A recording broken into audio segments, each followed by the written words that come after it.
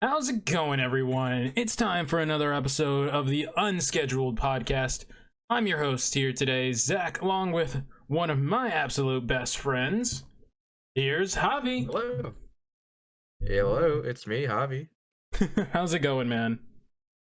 I'm doing really good, man. How are you? I'm doing good. I'm doing good. You know, I've had an interesting last week, so it's been pretty relaxed. That's good to hear, man. I'm glad to hear it. Yeah. So, today's topic, it looks like we're going to be tackling something that's actually near and dear to our hearts, and we're actually going to be going over the games we're most excited for that are coming out, I would say, holiday season and next year. That's kind of the rule we set for ourselves, because we're realizing there's a lot we have to cover. Yeah. So I think that's where we're going to go with this one. But yeah, no, I mean, there's... Oh, go ahead. I was just gonna say, I mean, there's just so much. I mean, the volume of games that are being, put out now, it's just like, it's difficult to kind of like just narrow it down to like, Yeah. the scope of like a podcast episode. But Right, I think we're right. gonna try our best today, and we have a general idea of what we want to do today. But yeah. Right. So, the rule of thumb for us right now is that we're gonna be picking 3 games each that we're really excited for, kind of talk about that. Then from there, we're just gonna kind of go into what our thoughts are and what we're most excited to see out of these games. So, that's where we're generally be covering everything, guys. Absolutely. So, if you guys have any of your thoughts, any questions, comments, whatever, go ahead and leave them in the comment section below. But I'm really excited to see people play. Yeah, I love discussing games with people. It's a lot of fun. Mm-hmm. You know what, Javi? Why don't you end up going first on this one? Tell me one of your picks for today. And when we go for this, at least for me, this is in no particular order either. Yeah. So for me, I think I'm gonna go ahead and start off with Sonic Frontiers. Really? I was So like I've been thinking about this for a while recently. I've realized that I'm a bit of like not like a how should I put this, like secret Sonic fan or anything like that. But like I realized I like Sonic a lot more than I gave myself credit for, or like I thought about. And I started following this content creator who like focuses a lot on Sonic. Yeah. And it made me realize, oh wow, I really like Sonic a lot more than I thought.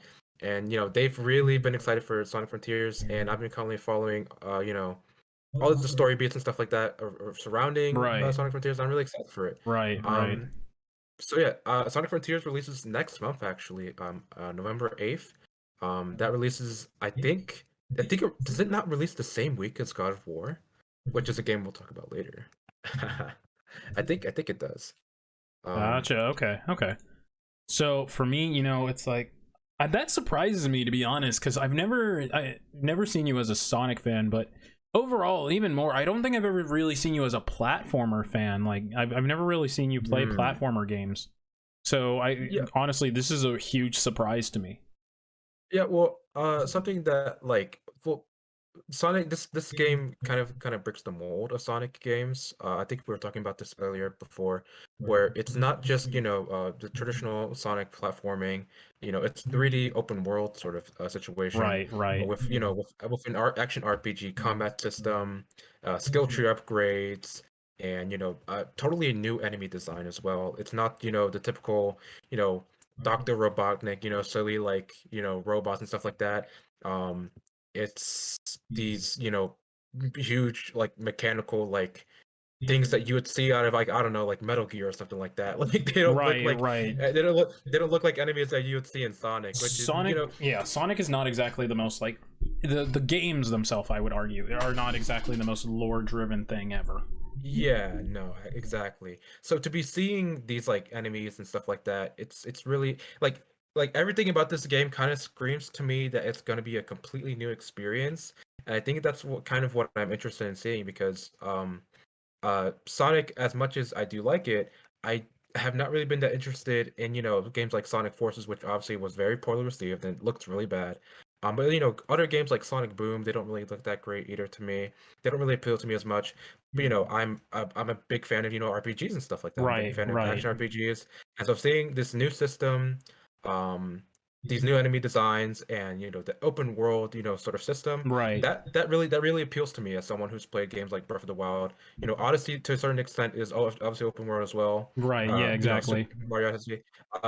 So yeah, this game really hits a lot of the notes that I kind of look for in a game, and I'm just excited to see. I mean, they've been working on this game for a while, and according to what they were saying to an interview I think they did earlier this year, they were apparently ready to release this last year, but they delayed it to this year because they really wanted to get it right, because they know that they really dropped the ball of Forces, and they really wanted to make sure they made a strong Yeah, impression. dropping the ball with On Forces is yeah, kind of an understatement with how yeah, bad it turned out. Like, I didn't even yeah. play that game and I saw how bad it turned out.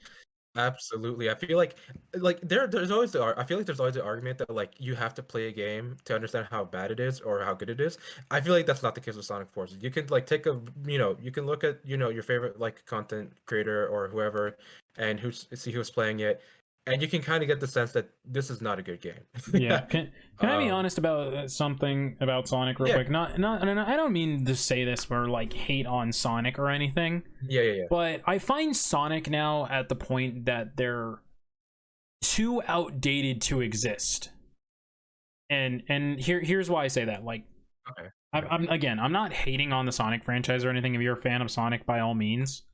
Mhm. It's more of like I've seen Sonic struggle to keep up time and time again, and unfortunately, Sonic Team and a lot of the Sonic games have just not aged well in terms of that they can't consistently release something good. If anything, they have the huge reputation for only releasing bad games.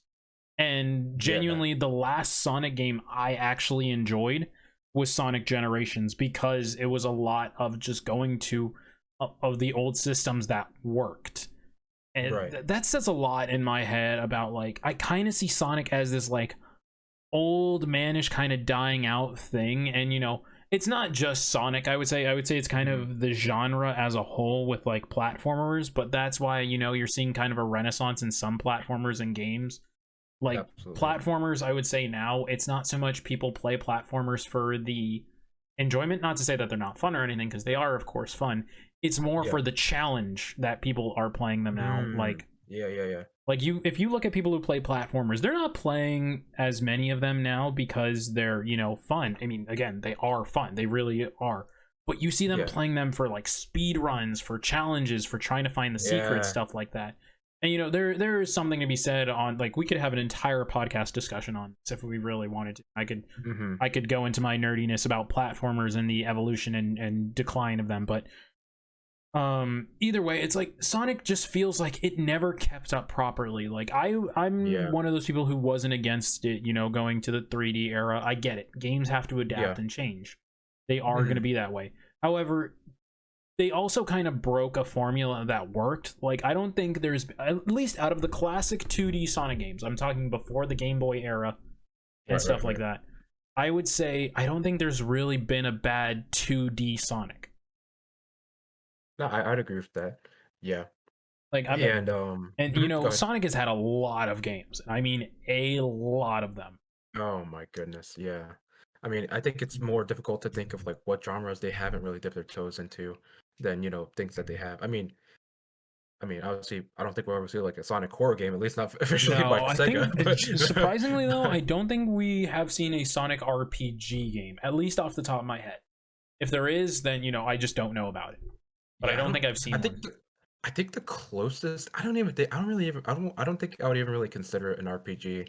I mean, technically I guess there's kind of role-playing elements and forces where you can like create your own character and like customize their looks and stuff like that, but like it's not really an RPG. I wouldn't consider it Yeah, like an no, no, RPG. I no. think I'm it's I'm just more thinking of more like of a like the classic RPGs where it's turn-based style combat and stuff. Like, turn-based, Even yeah. Mario has done that, which has done that in Yeah. multiple game I franchises. mean, yeah. So Yeah, I mean Mario, Paper Mario, Mario and Luigi versus Bowser's Inside Story, stuff like that. I yeah, mean, I which are mean, the also really original good is games. Mario RPG. It's literally called Mario RPG, and it's Yeah, a yeah. great game.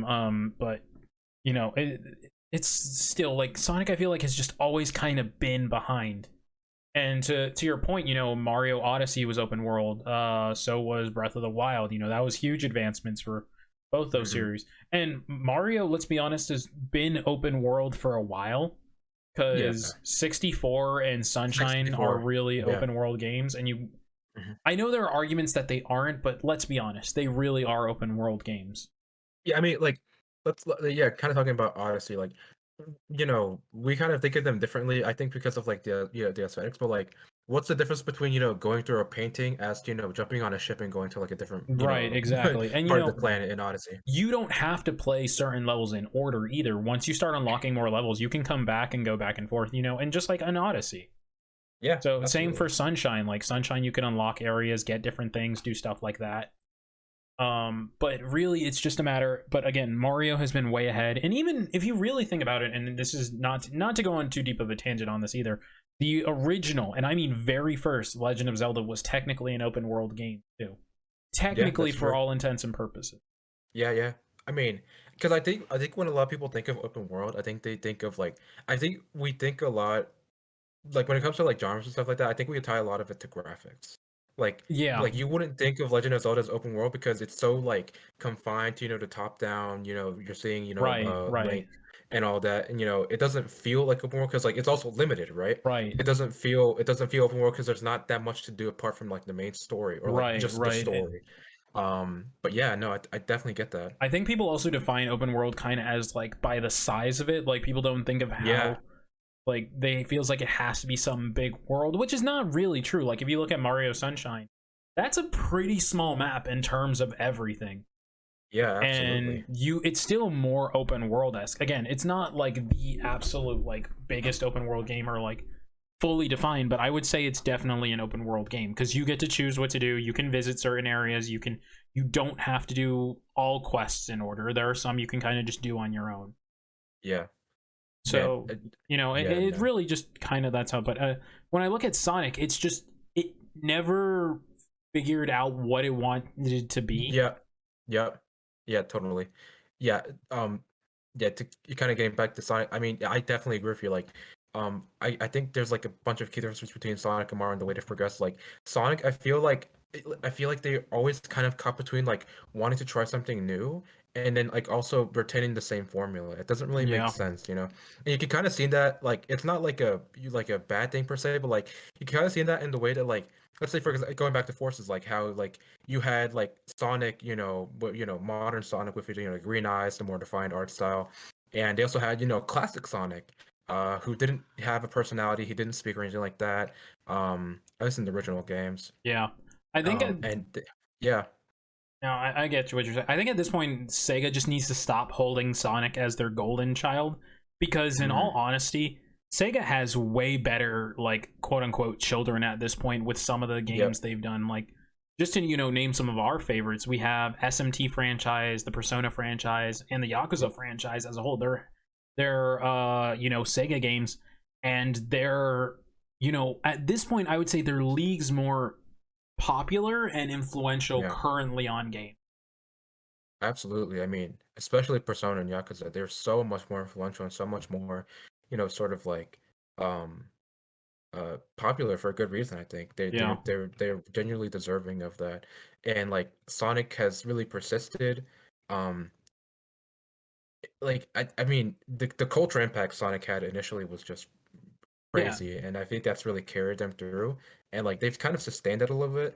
But yeah, I mean, I guess to kind of close off the section of Frontiers, I'm just really excited to see what they actually do with this, yeah, by the changes. I'm hoping that they implement them well, because kind of going back to the history of Sonic, when they try something new, sometimes it kind of falls on their face. But I'm hoping yeah. with this time, the extra time they've taken, like I mentioned earlier, hopefully it'll work out for them. I mean, yeah. I mean, if their movies have anything to say, which is kind of weird to say that their movies are better than their games at this point, which is Yeah. unheard of in the gaming industry. Let's be honest. Mm-hmm. Absolutely. Then it's just gonna be weird to go through. I hope everything goes well though. But like from there, I'm not putting any stock quite literally in this new Sonic game. But if it turns out Yeah. good, then I'll be happy for Sonic fans and Sega as a whole. But speaking of Sega and the games we're looking into that are coming out, let's be honest, no one's gonna be surprised by me picking this. Yeah. Freaking Yakuza is getting not Absolutely. one, not two, but three more games. We are eating fucking well. Holy shit. It's honestly insane. Yeah, no. I mean, I could go on all three Yakuza games that are coming out, but I'm not going to Mm. because one, I need to catch up on the series because I'm really far behind. I know, Yeah, big same. Yakuza fan here. I'm sorry, I keep going. I'm thoroughly going through each game. I can't just like grind through those quick. No, I yeah. break those down so much. But what I'm most excited for is a game we actually never got here in the West, and that's Yakuza Ishin. I'm so excited for that game because it's basically what if we took the Yakuza characters and put them during the Edo period. Yeah, that's still Edo era, Yeah, I I think so, believe. yeah. Yeah, because it's right before it's literally during the Civil War too of Japan. I'm not going to go into that history. That's a really complicated and long history that I am not qualified to describe. Yeah. But I love how this game looks. It looks incredible, and you know exactly the characters you're getting. Yeah. I mean, you get these I guess like past versions of Majima, Kiryu, and then I also saw in the trailer. I saw a comparison trailer, and apparently, the three what are they called? I literally played Yakuza Zero for like over like 50 hours. Oh, What are the they heads. called? The Yeah, three yeah. The the three three head. heads. Yeah, Yeah, yeah, yeah, yeah. yeah. They weren't actually originally in the game because those Right, characters I right. believe were introduced in Yakuza Zero. Yeah. So I was Um, actually gonna say that. I was gonna say if they didn't just like copy paste this from the original Ishin game. They really updated. Like they said, this is a whole remaster and remake essentially. Like that's what I'm putting it under, a remake, yeah, because I think yeah. they're updating all this. And the thing is like they're not just copying pasting, Kiryu and Majima. They're taking all the fan favorite characters and slapping them into this game because you have characters from basically from 0 through 6 in this game, because they're not, as far as I know, they're not including anyone from 7, or if they do, it wasn't in the trailer. Yeah, I couldn't. I mean, I have a very, very, very limited exposure to Seven because Same. I don't like looking at games from like series that I know I'm gonna play. So I don't really look at them much for Seven. But like, yeah, I don't. As far as I'm aware, I don't think I saw anything about Seven in Yeah. the Okay. Ishin remaster. Okay. So, but yeah, I'll be like, for officially the record, I haven't played 7. Like I said, I'm still grinding through the series because I am very thorough with each game I play. Javi can attest to this. Yeah, I am taking a absolutely, while just because I absolutely. love getting through it all. Like I've seen streamers who play it and they'll just like knock out only the main story, maybe do a few side stories here and there. But I'm like, that's not how you enjoy Yakuza. Yeah, no, definitely. Oh, especially now with Yakuza, the sub stories, all the game modes, everything. It's just like you're kind of doing yourself a disservice if you try to rush Right. through Yakuza, in my Right. Like I opinion. don't I don't want to be like, oh, real fans play everything. No, because I No, no, don't yeah, want to like put myself out like that. I would say if you truly want to enjoy the Yakuza games at their fullest, you play everything about them. You absolutely, yeah, you don't just, because I love how the game series balances itself out with the side stories because it doesn't take itself seriously on a lot of the side stories compared to the main story. Like the main story can be very serious, very grim, a little dark at times. But yeah, then you have the sub stories, which can be like between 1 and like 4 different sub stories or 4 different chapters, I would say, that truly just do not take themselves seriously.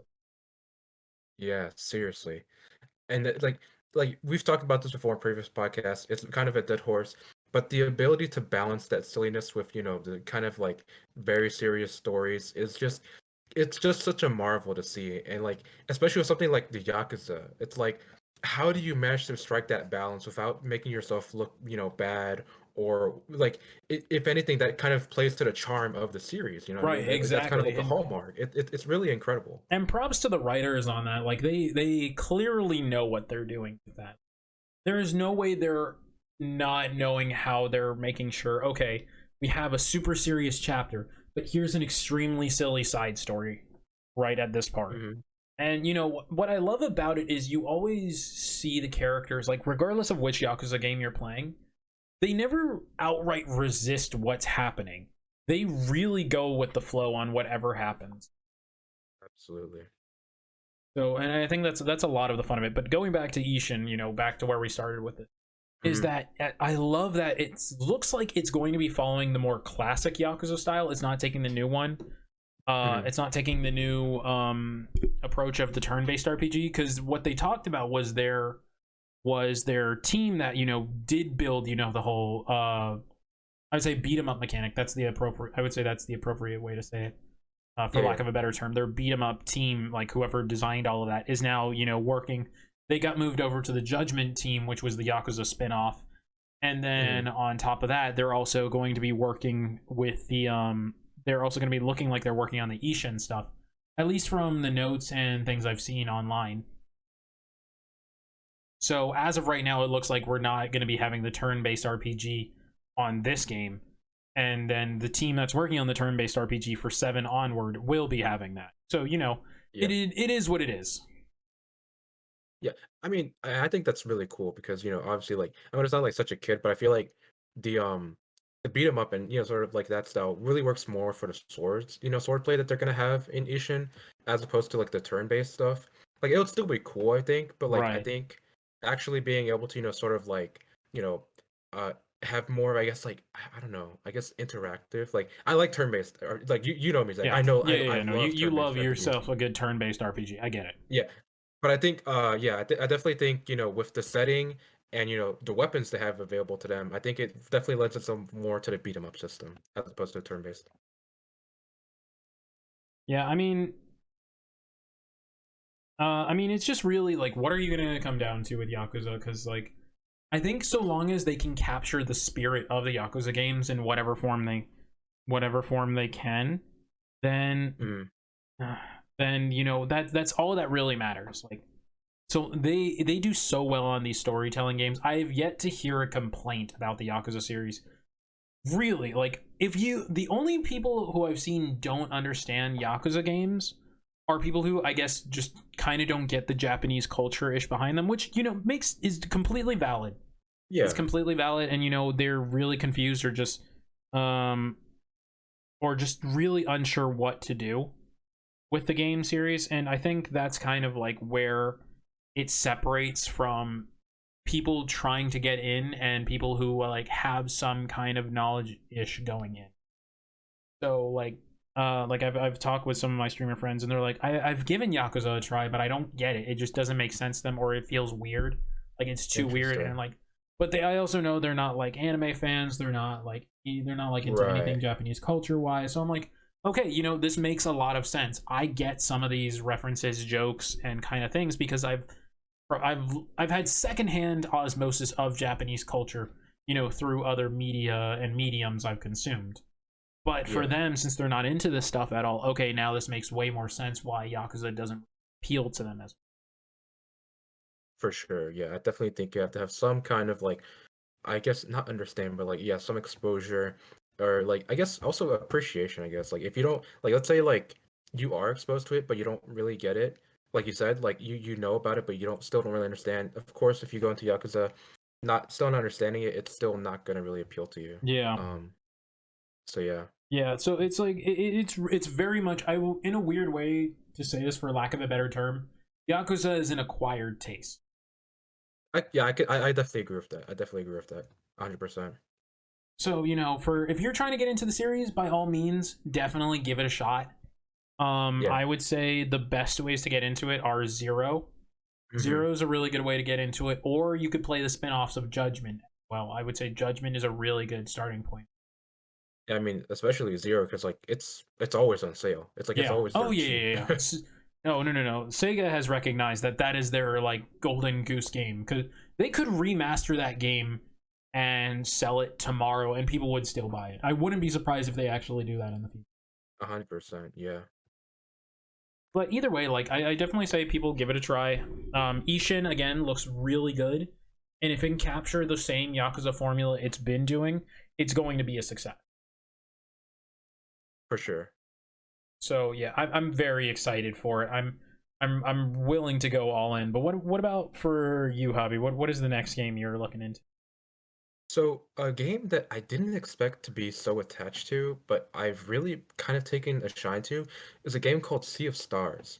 So Hmm. Sea of Stars is a game I believe I know I think this was I think this was in a direct, I think. Okay. And it's by a developer called Sabotage Studio. It's made in Unity, and it's an RPG. And the sort of way that it's been promoted is, and the way they talk about it themselves, is that it's a retro-inspired turn-based RPG. And so what they say about it is that it's a turn-based RPG inspired by the classics, and it tells a story about these two children who have the power to sort of like create this thing called eclipse magic, which is something that can like sort of like it's the only way to sort of beat the in that game. Um, and what I really liked about this game is not only, the turn-based RPG aspect of it, but also the way it looks. I think something that immediately kind of stuck with me from that game is the way it reminded me of a game called Crosscode, which I've streamed on Okay. my Yeah, yeah, channel. yeah. I've seen you play it. Yeah, Crosscode looks. That's an interesting game in itself. Yeah, and the way it kind of reminded me of Crosscode and the memories I made with that game and playing it on stream, that kind of really stuck with me. So if this game kind of looks similar, it's not the same as Crosscode in the fact that like it's not an action RPG, it's turn-based. Right. So that's a distinct difference, but it still looks very good. It has, sort of like all the same qualities of the RPG, skill tree upgrade, turn-based, Yeah. stuff like that. But yeah, it looks really good, and I'm definitely really excited for it. It comes out next year. There's no definitive release date. But I have it on my wish list on Steam. Yeah. I'm very excited for it. Yeah. I mean, it's a valid. It's a lot of interesting stuff. I would say I haven't really looked too much into the game because I think it's one of more of those indie games that just Yeah, like you it's kind definitely of an indie game. see. So Hmm. for me, it's like indie games are great when they can be. Like to me, indie games are great when they are, and are just okay when they are. So it's like I know that doesn't really say much, but it's kind of like No, I get what you I'm mean. not the Yeah. biggest indie game fan. Not to say that I haven't played indie games, because there are some that I have played, but Yeah. it's just more of like it really has to grab my attention for me to want to play it. No, I definitely got what you mean, and I'm kind of the same way, honestly. Like, I don't really play that many indie games, to be honest with you. Like, I've played what was that one called? It was what was it? Oh, A Short Hike. I got that. Yeah, that was the game I got, Okay. and that's also an indie game. It grabbed my attention. I enjoyed it, but I haven't really gone back to it. But yeah, Crosscode is definitely another example for me. That's definitely a an indie game. I think it was backed by patrons, I believe, Okay. and yeah, no, I definitely agree with you about the point that like if an indie game it sounds kind of bad, but like if an indie game doesn't I feel like if an indie game isn't really outstanding for me, it doesn't really grab my attention as opposed to like a series I'm more familiar with that maybe not is not that great, you know what I mean? Right. Like I mean, yeah, it's kind of bad to say, but like that's just kind of the way I look at it. I look at it, yeah. And that's not to say that you shouldn't play indie games or anything, or like all indie games are going to be like uninteresting. It's just more of like there are indie games we look at, and it's just they exist in my head. Like if I find an indie game that looks incredible and I want to try it, I will try it. Like I have a couple of indie games in my backlog right now that I do need to play, and I just haven't had a chance to because time and life. But if No, there yeah. are, but if it's a game that like really grabbed my attention right off the bat, like way back in the day when Cuphead came out, that was an indie game. Oh, Hmm. I was all in on Cuphead. So Yes, it really is just going to kind of depend on like what happens and what comes out of this stuff. absolutely, yeah. But yeah, that's apart from that, that's not really much else. I'm just pretty excited to see how this develops more, and yeah, I'm really excited for its Gotcha. release. Yeah. So But yeah, it sounds like it's going to be a kind of a niche game. So if you find it and like it, then you're going to go for it. If you don't, then it's just kind of another game on the wayside. At least that's how it yeah, sounds to me, in my opinion. yeah. No, I definitely say that's about right. Gotcha, gotcha. Okay. Well, I mean, when it comes out, you'll get to take a look. Hopefully, it's good. Hopefully, it's a good studio that worked hard and puts their heart and soul into it. For sure. Uh, But yeah, yeah. I think for me, the next one is actually a pretty obvious one. You guys know I'm a yeah, Sony fanboy. It's very clear. I've always been a Sony fanboy. I love Sony games. So this one is just, one of their absolute best franchises and their mascot and whatever at this point, if you want to call them that. And I'm so Mhm. excited for God of War Ragnarok. Yeah. I mean, where do I even begin? Where do I begin on this? Like, God of War Ragnarok looks so visually beautiful. I love how much they've been doing with this. Like, God of War is a series. I'll be honest. Like, I grew up with God of War, not really that into it. It was all Mhm. right. It wasn't like the absolute best game series. I played it, but mostly at like a friend's house and stuff. I never Yeah. really finished it myself. Like, I played through it and it was fine. It was a good game series. I understand why people liked it, but it wasn't until I actually played God of War 4, or just, self-titled God of War, that I really really fell in love with the game series, cuz you basically get not soft reboot, but as a sequel series, it does very well in what it wants to do. It's Absolutely. it's very well made. The story it continues, the lore it gives, like the amount of lore it does with Norse mythology, and how true it sticks to the Norse mythology we know, or at least a lot of the popular Norse mythology we know. It's Yeah. it does it so much justice, and I love it. I'm here for it, really, because like God of War at its core is about the mythos. That's why it's Yeah. there. Mhm. And so if you can't do the mythos well, the game itself kind of falls apart. So I Yeah. appreciate the amount of research. But just going off the trailer we watched, and if you haven't seen the new Mhm. God of War trailer from the most recent State of Play, do yourself a favor, go watch it. It's incredible. It truly is something amazing. So like, I love all the stuff they bring out. Like, I'm not gonna go spoil the trailer. I want people to Mhm. definitely go watch it, but I'm so excited for what looks like some of the new combat system. Mhm. We have more interesting story beats and pieces from what's looking like that are carrying over from the last game. I'm Yeah. really hoping they let you keep your save data from the last game, or some of your save data, to put into this game. I always love it when games do that because it helps Yeah. enhance the experience. But I'm not entirely sure. I can't be 100% certain. And Yeah. this game is so hype that it got its own controller, which a lot of games don't get that. Yeah, that was really interesting to me watching the state of play. Like, I will say, I thought it was really funny, watching the state of play, and like when they said like the one more thing, like like, they usually have the showcases, and they brought up the controller. I was losing my mind because I was like, "There's no way that's it." But that was just like sort of like leading into the trailer, obviously. But that's really cool. Like Yeah. the trailer, the controller looks sick. Like I don't think I've seen one that looks like that. It looks really great. Oh yeah, 100%. And unfortunately, that controller's like already sold out. But Jesus, yeah, I bet. like, I wanted to pre-order it, and I almost did, but it was $75 to pre-order it, and I just thought on it too long, and I didn't end up pre-ordering it. I would still love to get it, but I didn't know if I wanted to, just for the controller. Like, it's so beautiful looking, and I'm very interested, but at the same time, I'm like, it's going to be such a hard controller to get, and it's again $75 for a controller that usually is already like $60-$70. Yeah. So I'm just like, I don't know if I would want to get another one right now, especially when it's just like, I know I'm not going to want to use it just to keep it so pristine, but at the same time it looks so great. But I think I think as of right now, my mentality is just kind of hold off on getting it. No, yeah, I definitely get that.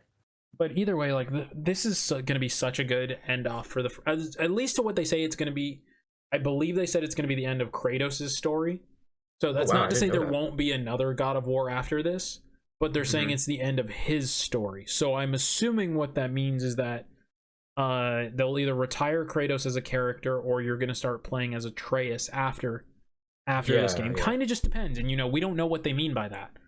So, like, maybe Kratos will die, maybe he'll just give up fighting, maybe he'll just, maybe he'll still be there, but we're playing from Atreus's perspective now. So it really is just going to depend on all of that. Yeah, I mean, I think it definitely depends, like very much on like how God of War Ragnarok ends. Yeah. But I definitely think it would be pretty interesting to see how a game where you play mostly as Atreus would be. I think that would be pretty interesting Yeah, and because. Mhm. no, go ahead. Because like I'm just thinking like obviously like it's very very different from Kratos, obviously. So yeah, that would be pretty interesting. What were you gonna say? No, I was just saying like that's really going to be what it's about, cuz like it's it's really just going to be about like how the story ends, how things continue. And it's really interesting because if you've played God of War, and I'm just going to say God of War 4 for all intents and purposes, Yeah. you really do have to play it like you do have to play this kind of like uh you have to understand there are characters that you're going to like, there are characters you're going to dislike. So I Right. know the fandom as a whole at least like didn't really like Atreus, but there are good reasons for that.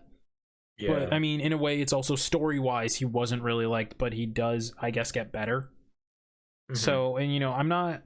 I, I don't want to spoil too much, especially going into these games, especially with it coming literally in like about a month as of the time of this recording.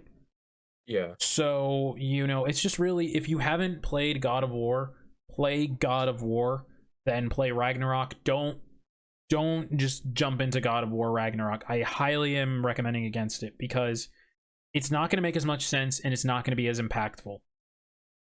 Oh, absolutely. Yeah. I mean, I was following your playthrough on Twitch of God of War for God of War 4, I guess. Hmm.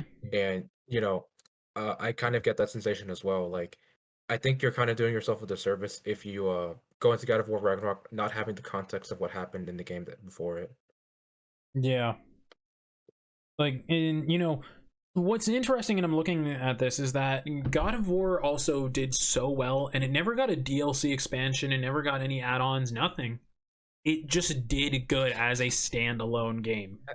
That is so surprising to me. Like if you didn't tell me that, I would have thought, oh, there's probably like some DLC for it. But wow, no, there's none. That's Yeah, that's kind of no. interesting. I was researching it before this podcast episode, and there's no DLC for it, and that blows my mind because nowadays you expect almost every game to have DLC in some way, shape, or form.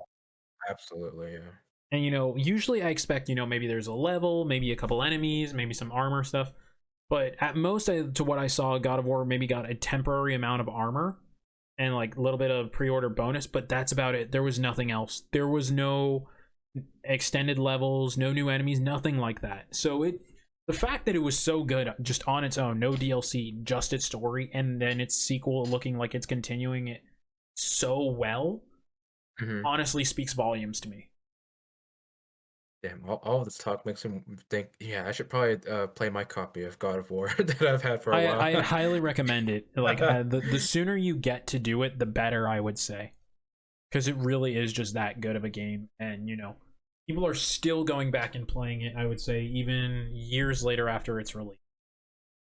So Absolutely. the fact that Santa Monica Studios is bringing out the next one now, and it's looking like they're trying to end it on a bang at least. Again, whether that means the end of the God of War series or the end of Kratos, in whatever way that means, that's just going to be such. If they do such a good ending, it would not surprise me with how they wrap it up, especially with how the original series wrapped up. It wrapped up pretty nicely, but the fact that Hmm. they were able to take that and do such an even greater game and I guess series is so good. So I'm so excited for this, and when it comes out, I will be there day one to buy.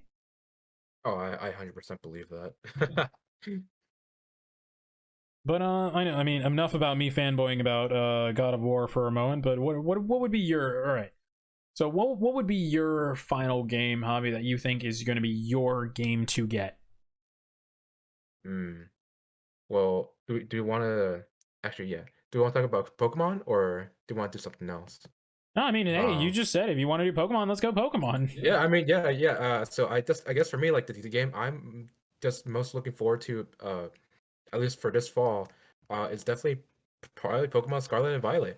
Um, because I mean, where to even begin with this? So I think something that interested me the most about this game is the three different storylines that you can kind of pursue in this game. So you have the normal Victory Road, sort of like going through Yeah. all the gyms, Victory Road, Elite Four, all that, which is cool. Obviously, I love doing that. But there's also, this new thing they call it the Path of Legends, and it's this storyline where you're hunting for rare ingredients with Arvin, who is the upperclassman character, if you remember from the Right. Yeah. Yeah. trailers. Yeah. Yeah, that really interested me because I'm like, that's not really something that you usually see. Like in terms of like alternative like game like I guess like modes, like there's like the contests and stuff like that, but Yeah. nothing really like this. And then there's also what they call Starfall Street, which is where like you fight, Team Star, which is like the evil team. Which, if I'm being honest, like they look kind of goofy. Like it doesn't, it looks fine, I I guess, feel but like kind of the same energy as I felt from Team Yell. yeah, yeah. Like it doesn't really feel like they're taking like the enemy teams like or like the evil organizations like Yeah. as seriously this time around as with like I think Sword and Shield. after Gen 7, it feels like they're definitely just kind of throwing them in because they feel like they have to at this point, Yeah. not so much as a story beat.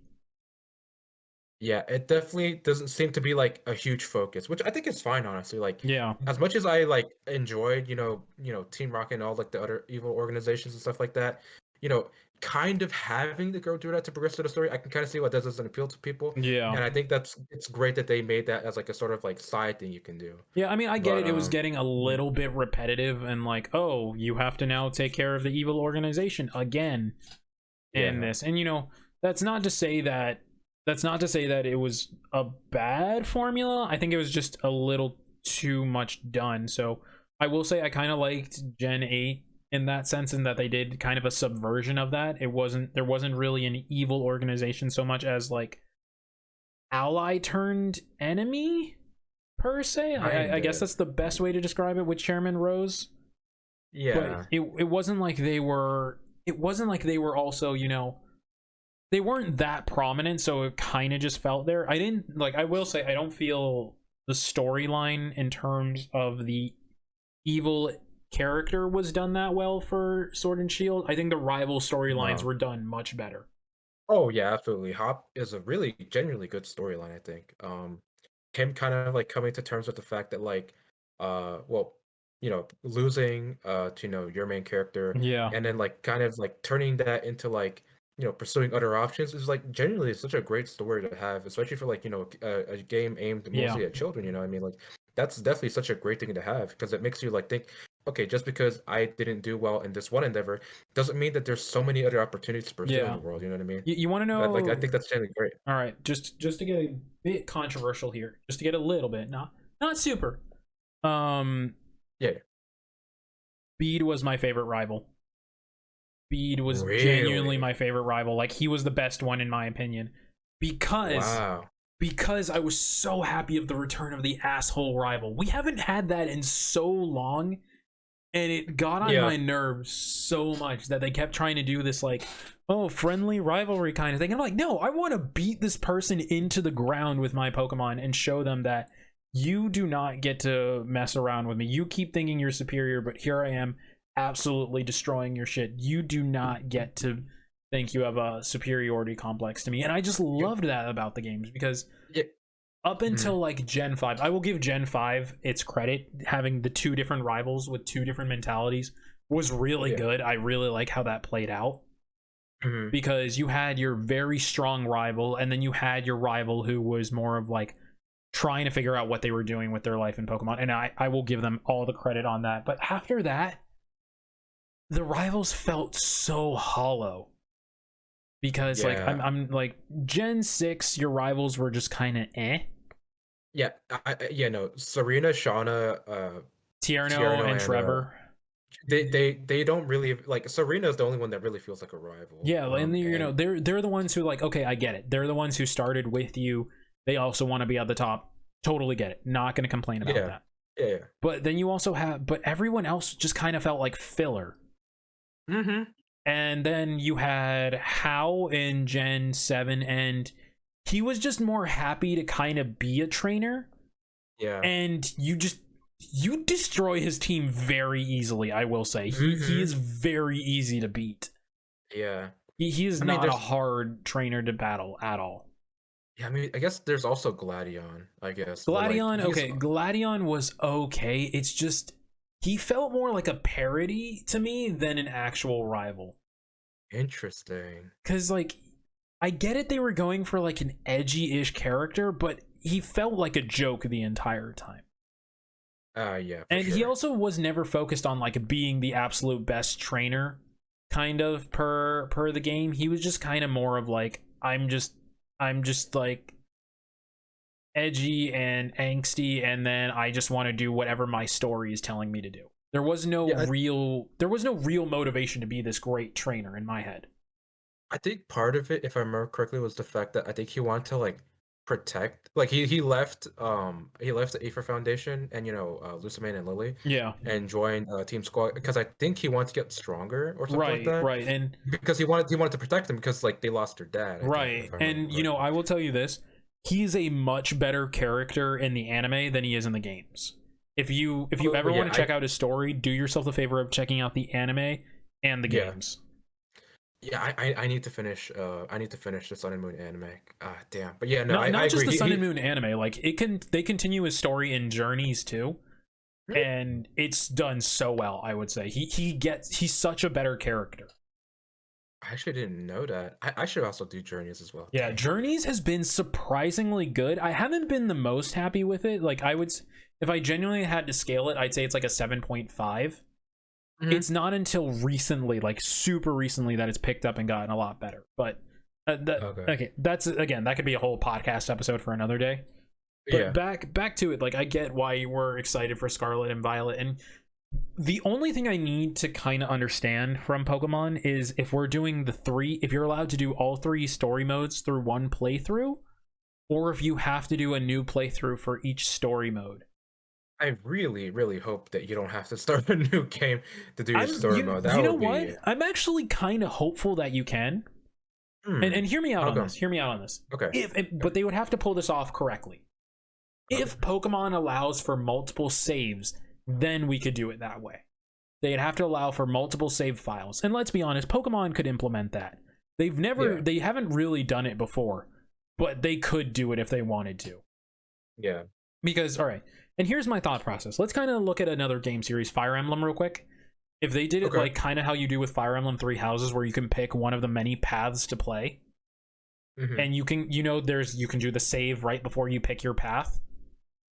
Yeah. I would definitely say, play to that. Like, allow your player to save before a certain checkpoint and let you pick one of those paths. Then come back to that save file whenever you want to play again and start your journey new from there. Or even if you want to start from zero at the very beginning and then you can play that other storyline.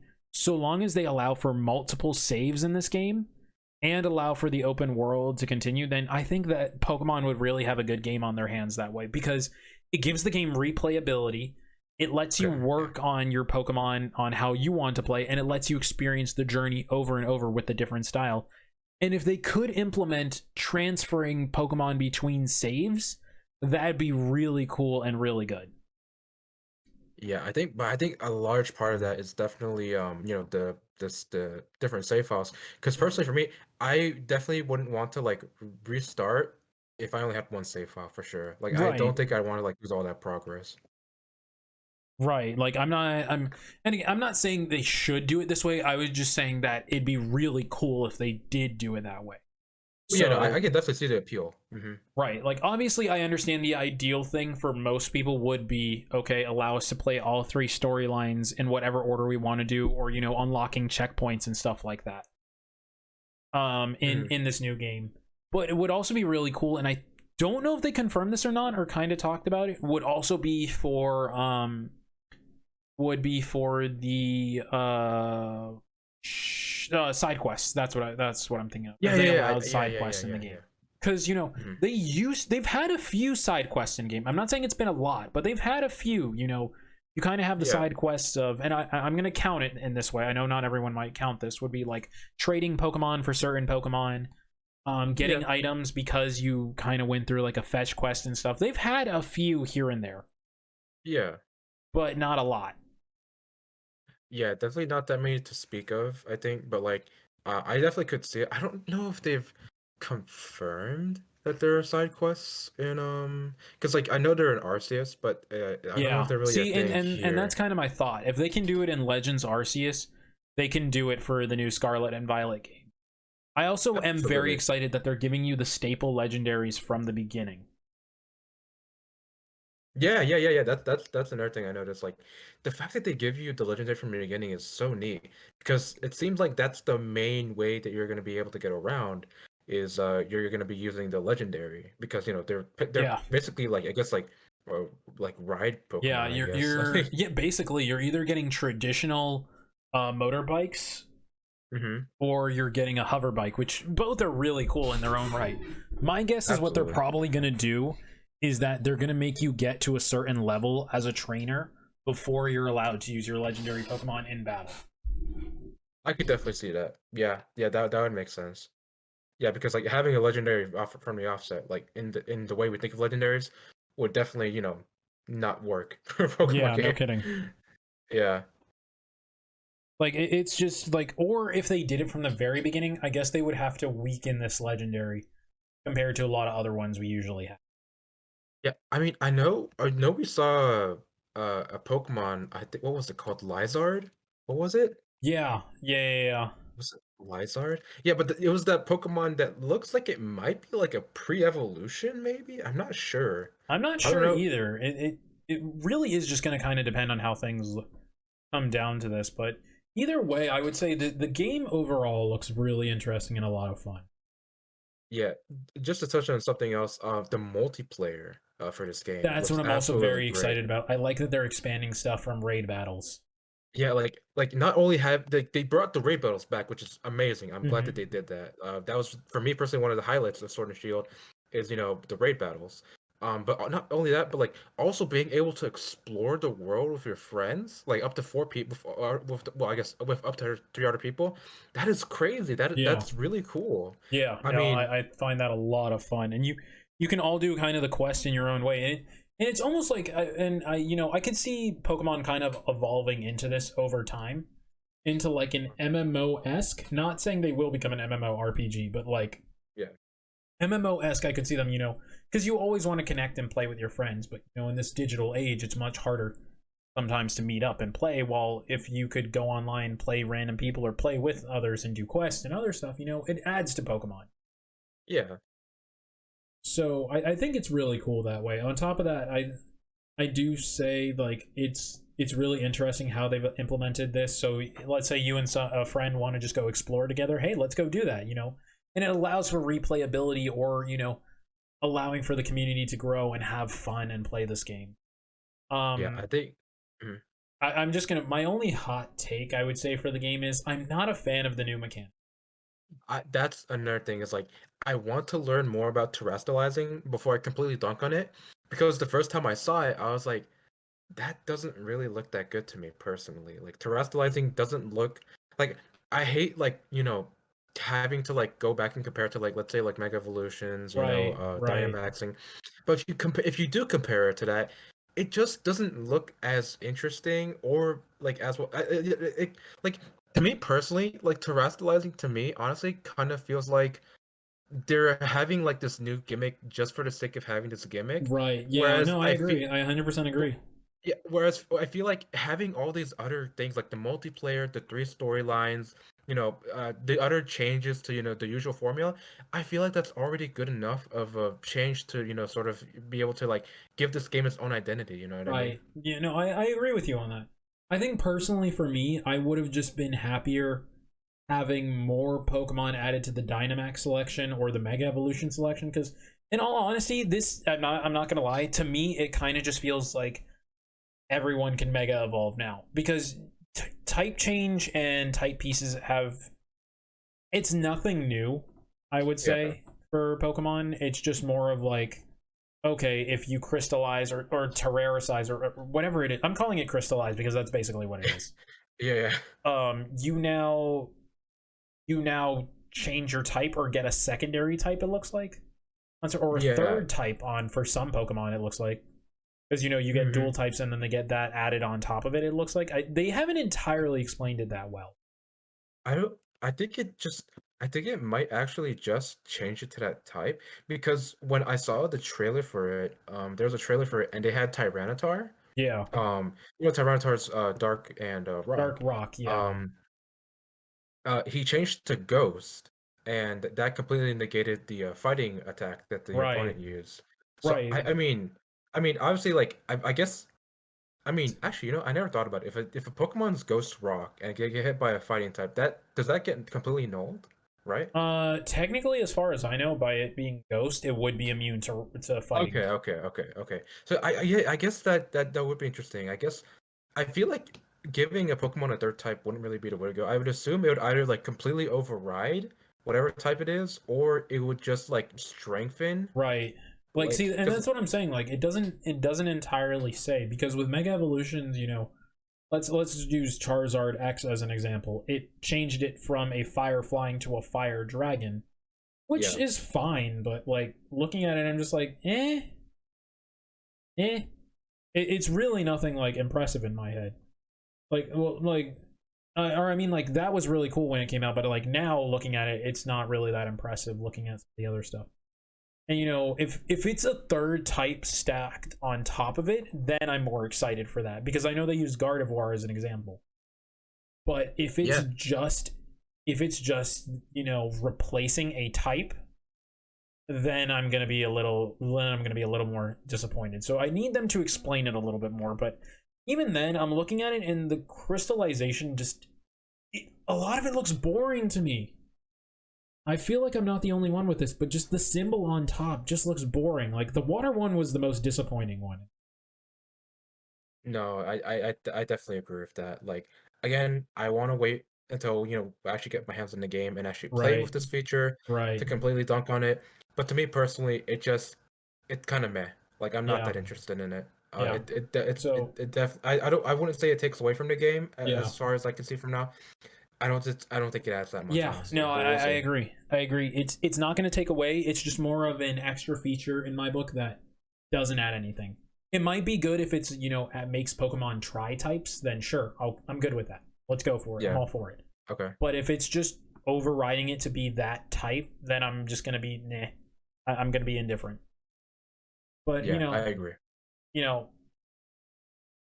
go into my last game for today. Hopping Hmm. off Pokemon, because we could be here for hours, so we wanted to keep talking Oh, Pokemon. yeah. All right, this is not gonna be a surprise to anyone. This is not gonna be a surprise by any means. If you're surprised, then you don't know me. Look at my name. You guys know for a fact what I'm excited for.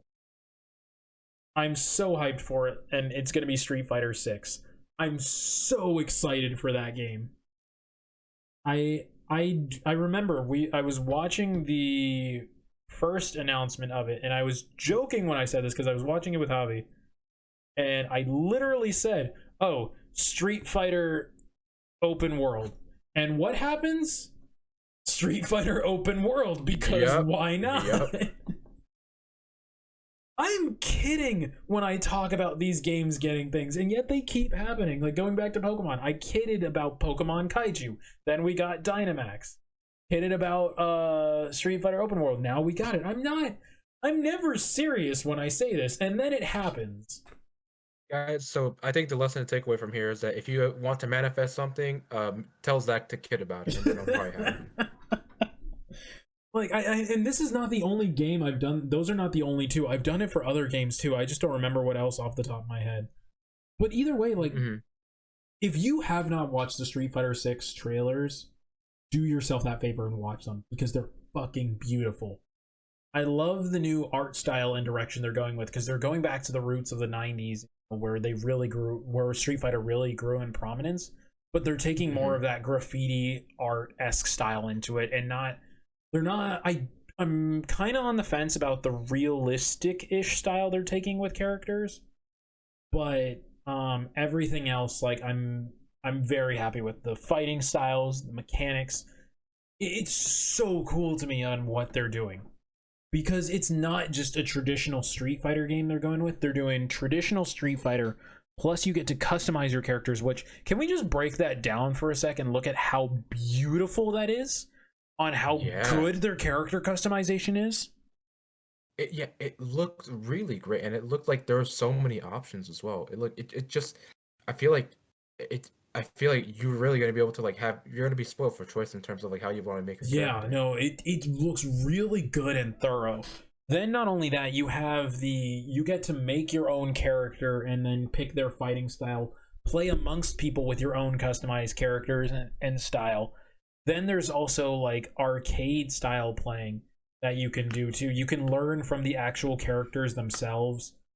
You have a battle hub to go play against people. Not to mention, they're allowing you to play the traditional Street Fighter games within Street Fighter 6. So you can go Yeah. back and play Street Fighter 2, Street Fighter 3, Street Fighter Alpha all in one game. So when this game comes out, it's gonna definitely be worth the buy for any Street Fighter fan. And I mean, even for me, like when I was watching it, I've never owned a Street Fighter, but when I was looking at this, I became really interested because there's so many things about this game that like really appeal to me. Like you were talking about, like the art style, the open world, the character customization, the like online, I guess, like kind of like hub. Yeah. It all just looks really good. Like I feel like, like obviously, like you could say this about any game, but like even without having any real good context of like the Street Fighter series, I feel like you would still be able to really enjoy this based on just of what we've seen so far. Oh yeah. No, hands down you would. And then not only that, like looking at it, it's I love that they've also added stage hazards. They've had customizing your own fights and battles and stuff. It's really something that's super interesting to the game.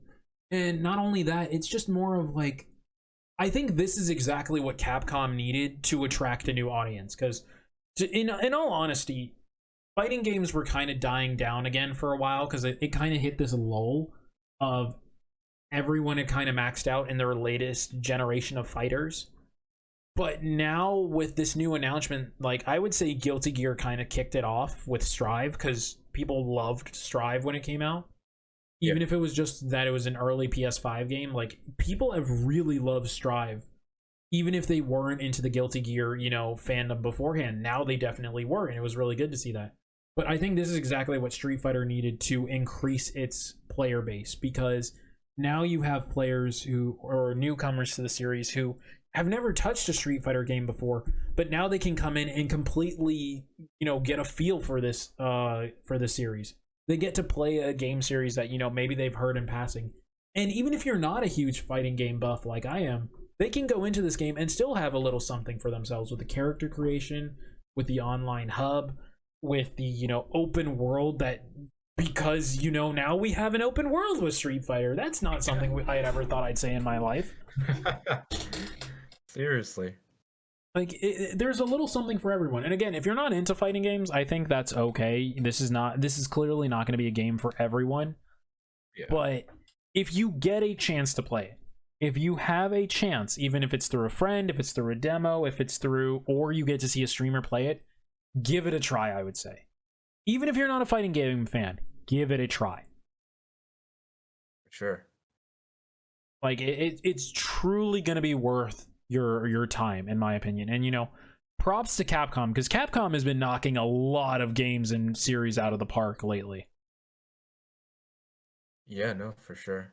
I don't think there's a single series in memory off the top of my head because I can't keep up with everything Capcom as much as a Capcom fanboy I am. Yeah. I don't think in recent memory they've really had a game series that people have disliked. Yeah, no, because I mean, there's this new Street Fighter. They've been going ham with Resident Evil. Yeah. Like Jesus Christ. I was gonna say, if anything, Capcom's kind of having a renaissance right now of games and series. Yeah, I mean, there's also the I guess it's not really like new games, but like there's that new Mega Man Battle Network collection. Yeah, I was gonna say, like they've been out. bringing back some classics. Like Mega Man Battle Network was something the Mega Man fans have been asking for a while. The freaking Ace Attorney games have been going off. Oh, dude! Oh my God! I was so surprised at how much love the Great Ace Attorney got last year. Yeah, it's really no wild. kidding. Like people have fallen in love with the series all over again. Capcom knows exactly what they're doing right now. Mm-hmm. Absolutely. There is no way that people can't say that Capcom's doing bad right now. And I know they've had a couple, controversies lately. Not to say like they're massive scandals or anything, just kind of things that they're like they kind of needed to work on. But overall, Capcom just going off, and I love it. I'm here for it. I only hope they just continue releasing this banger stuff, because they went from near kind of background company and not obscurity, but like if you knew them, you knew them, to they're now at the forefront of, hey, we're here, we're bringing in new players, we're bringing in new people, we are going to be a household name at this point.